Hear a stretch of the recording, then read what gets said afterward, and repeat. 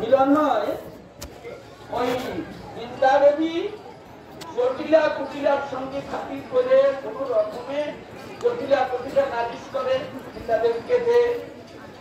তখন বৃন্দা দেবী বলেন জটিলা কুটিলাকে, তোমরা কোনো চিন্তা করো না, আমি গুছিয়ে রেখে যাবো। গুছাতে গেলেন মানে কি, রাধারানী রান্না করে কিছু গুছিয়ে রেখে চলেছে। এরও ব্যাকগ্রাউন্ড আছে, অনেক কথা লীলা পরিস্থিতি অনেক অজ্ঞান। তো রাধারানী রাখে ওইটা বৃন্দা দেবীর হাতে পাঠিয়ে দেয়।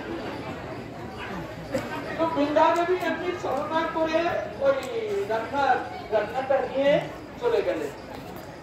আর রাধারানী বলে দিলেন আজকে কুঞ্জে মিলন হবে। জানেন তো আপনারা বৃন্দাবনের দ্বাদশ কারণ,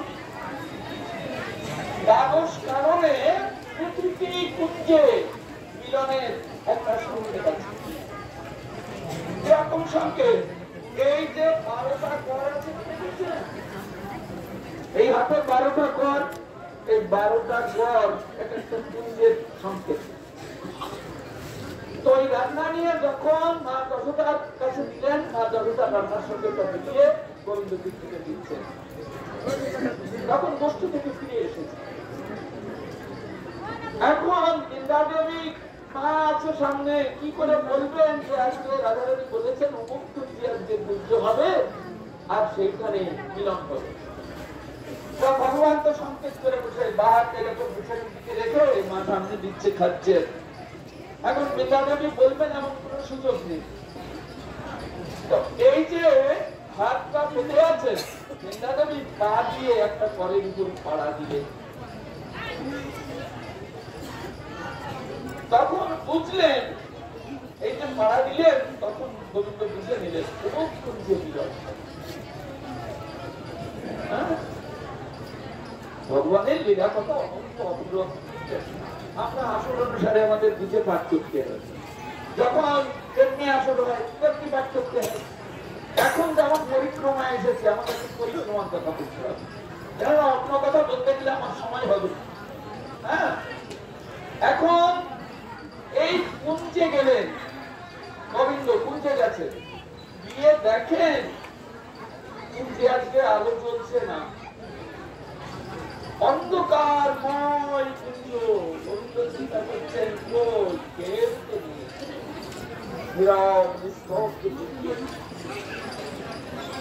এখন গোবিন্দ চিন্তা করছেন আমি এখন কি করবো।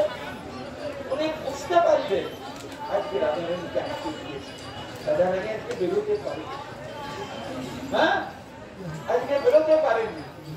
উনি ওইখান থেকে অন্ধকার রাস্তা, তিনি যাবতে চলে এসেছেন। এখন যাবতে চলে আসলে যাবতে এসে রাধারানী দোকানের মধ্যে ডাকবেন কি করে। আবার চিন্তা করছেন আমার চরণের নুপুরগুলি বাঁধছে, ঝুড়ু করে নুপুরগুলি বাঁধছে, নুপুরগুলিকে টেনে উপরে তুলবেন যাতে না বাঁধে। এগোলেন, এগিয়ে ডাকবেন কি করে, বাঁশি বাজাবেন। ও সাধনা যদি শুনতে পারে তাহলে আমাকে তো দাঁড়া করবে আর রাধারানীকে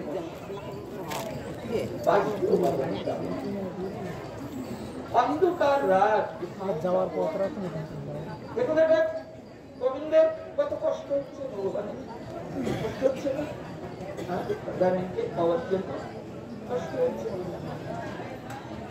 উনি কি করলেন, যাবট থেকে দূরে কপিল বন, যারা বৃন্দাবনে গেছেন তারা দেখবেন দূরে কপিল বন।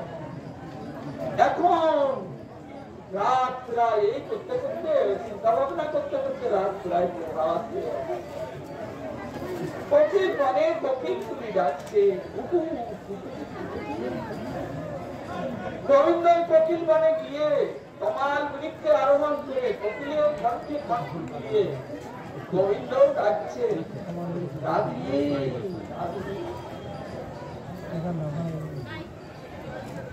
রাধারানী সারা রাত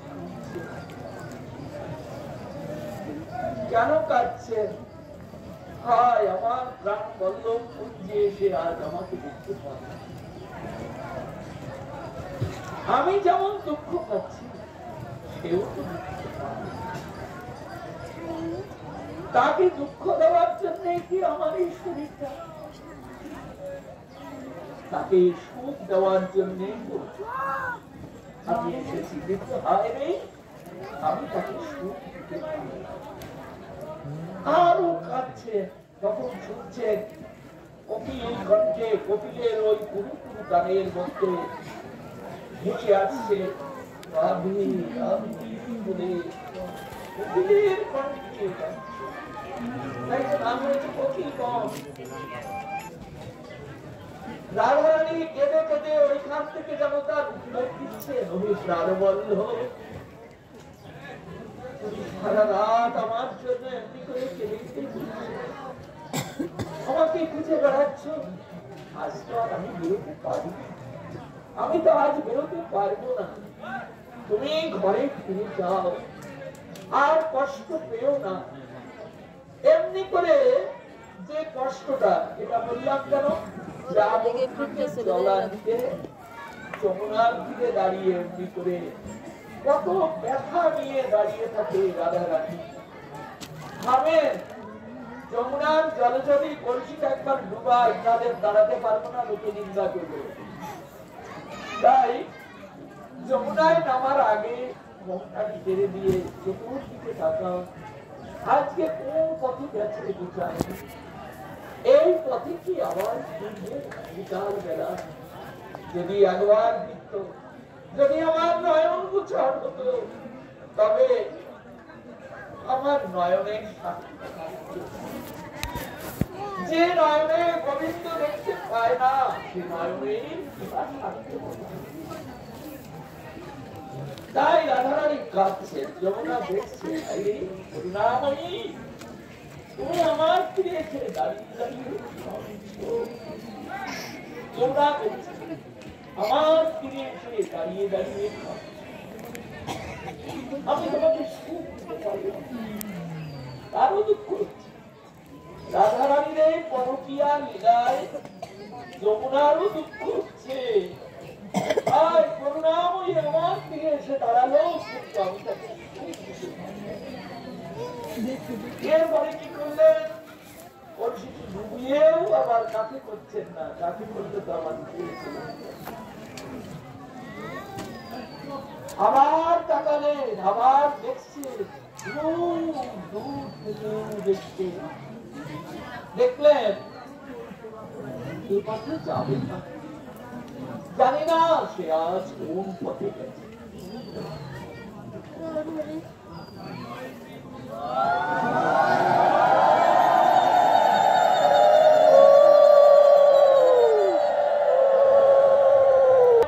তিনি ছিলেন গোলকের বিরজা, তিনি আজ যমুনা নাম ধারণ করে এসেছেন এই মধুর বৃন্দাবনে।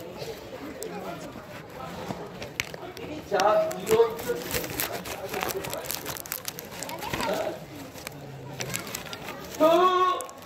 ব্রহ্মবর্ত পুরাণে এ সম্পর্কে কিছু কথা আছে। তো এই যমুনা যখন প্রয়াগে গিয়ে তিনজনে এক জায়গায় বসেছেন, গঙ্গা যমুনা সরস্বতী, তখন যমুনা গঙ্গাকে বলছেন তোমার মতো ভাগ্যবতী আর কেউ নেই। তার তীরে তীরে বিরাট করেছে, যমুনায় জল কেলি করেছেন তিনি, আবার বলছেন যমুনা তখন জিজ্ঞাসা করছেন, আচ্ছা তুমি তো আমাকে বারে বারে বলছো আমি ভাগ্যবতী, আমি কিসে ভাগ্যবতী হলাম বলতো? তখন যমুনা বলছেন, শোনো, আমার তীরে তিনি তো শুধু দুঃখই পেয়েছেন। কি দুঃখ? মিলন জনিত দুঃখ, মিলন হলো না। রাধারানী ফিরে গেলেন, গোবিন্দ কখন এলেন, তিনি রাধারানীর সঙ্গে দর্শন করতে পারেন। কষ্ট থেকে এসে কখনো যমুনার তীরে দাঁড়িয়ে আছে, রাধে যদি এখন আসে যমুনায় জল দিতে, তাহলে তার সঙ্গে আমাদের আমি সব দেখেছি, সব দেখেছি, নিরবেশ হয়েছি। আমার কাছে বলবো আজকে তোমার তীরে যুগল কিশোর বিহার করবে একত্রিত হয়ে, কেমন